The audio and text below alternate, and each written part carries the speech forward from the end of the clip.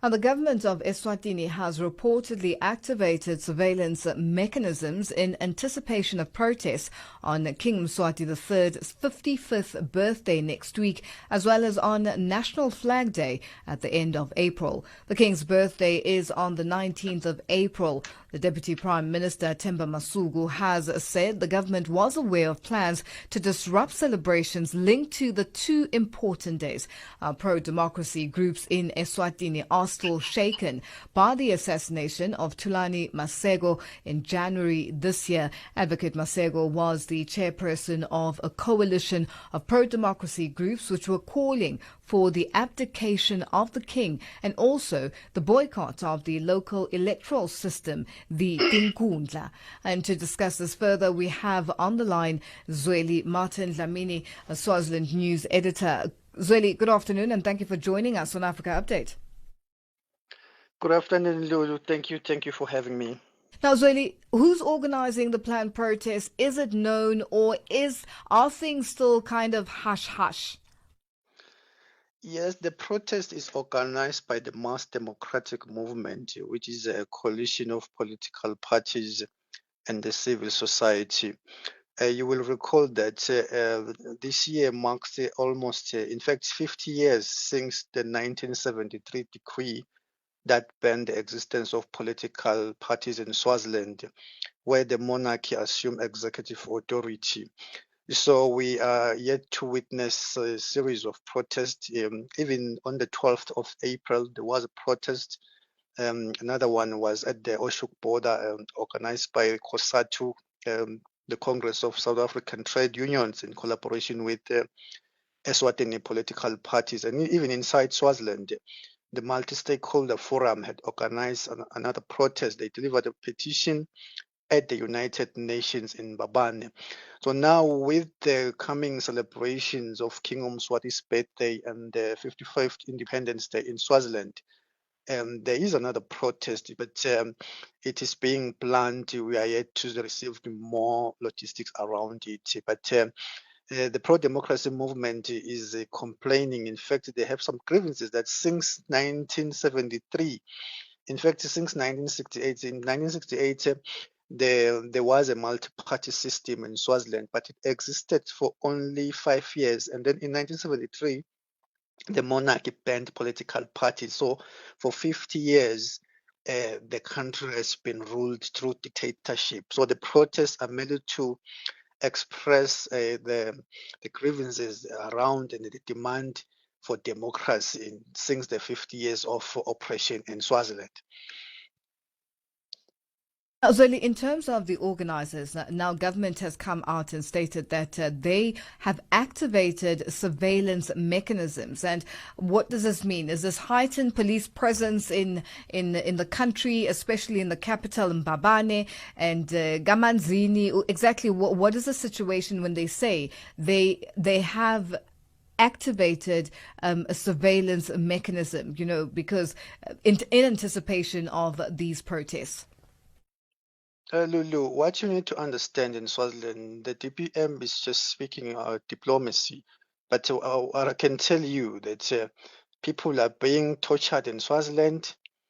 Every night, there are mercenaries who are patrolling the cities, the major cities, as you have just mentioned, Mbabane and Manzini. We're investigating an incident where one Swazi was a mechanic. He was traveling around 11 p.m. and the police emerged from nowhere, and they sprayed him in the face with petrol and set his face alight. So you will see that story. It's very terrible. I've just sent one of the journalists to go and interview that a victim. And the mercenaries are patrolling in places such as Msunduza. Msunduza is about 1 kilometer in the outskirts of Mbabane. That is where most political activists are residing. So when you say the government is activating surveillance, it's just speaking diplomacy, because in fact the killing of civilians is continuing in Swaziland. It's just that they are doing it now silently. But we are yet to unearth more stories around that, because people are being killed. There's one member of the People's United Democratic Movement by the name of Brian Slonyane, who upon attending the COSATU border blockade on Wednesday. He was abducted by soldiers and they tortured him and was assaulted all over the body. He was bleeding. And by doing this, the government is instilling fear because the demands, even from the international community, in fact, from diplomats in Swaziland, are intensifying that there must be a political dialogue. But the government and King Mswati is trying to silence this. In fact, now they are sabotaging the cause for a political dialogue. And can you imagine a whole government trying to sabotage a political dialogue?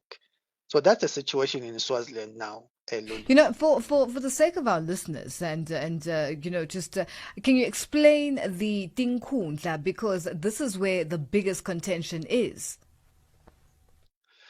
Tinkundla Lulu was established in 1978. In fact, in 1973, the then King Sopuza II is the father of King Mswati, banned political parties and assumed supreme authority, and he was ruling through a decree. And then he ruled for 5 years, and within the 5 years there was international condemnation that no, you can't rule, you can't assume absolute authority. And then he introduced what is known as the Nkundla system. And the Nkundla system is a system where the people only elect members of parliament, and that those members of parliament, once they're in parliament, they don't have power. They then report to the king. They show allegiance to the king. And you will recall that we have 2 members of parliament by the name of Duduzi Baqede Mabuza and Mthandeni Dube, and 1 member of parliament by the name of Duduzi Magaukau Simrane, who is in exile. Those 3 members of parliament were elected through the Tinkundla system. But when they arrived in parliament trying to demand democratic reforms, they were then persecuted, and they were charged with terrorism just for calling for democracy. So the Tinkundla system is just a cover-up, just to pull the wool in the eyes of the international community that Mswati is ruling through a constitutional monarch, when in fact Eswatini is an absolute monarch. So the Tinkundla system is just a cover-up. That's why the mass democratic movement is challenging the Tinkundla system. They want a multi-party democracy so that people can be able to have a direct voice. I think I'm explaining to rightly, Elul. Yes, there's a lot of clarity there. Now, Zweli, with the celebrations, we know that with King Mswati and Eswatini, you know, his birthday is a big thing. Also, the National Flag Day. Are these going to be big celebrations? What exactly is happening? Of course, Lulu, the king's birthday, the king normally spent millions in his birthday celebration. And even the international, the international, the National Flag Day is not celebrated like the King's birthday. What is normally celebrated is the Independence Day.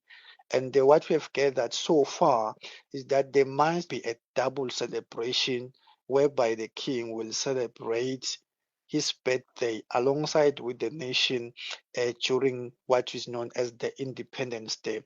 And in those celebration, which of course comes at a huge cost in the pockets of the taxpayers, Lulu. Millions are spent in a country where about 70% of the population lives below the poverty line. And you will understand that in Swaziland, university students are complaining, no scholarships, even lecturers. About 2 weeks ago, lecturers were protesting in demand for a salary increment. And even the system itself, even the health system in Swaziland, there are no drugs in hospitals. People are crossing to South Africa to seek It's a dire care. situation, as really. I think we unfortunately we have run out of time. But thank you so much for joining us on Africa Update today. Thank you, Lulu. I really appreciate it. Thank you. That podcast was courtesy of Channel Africa, the African perspective.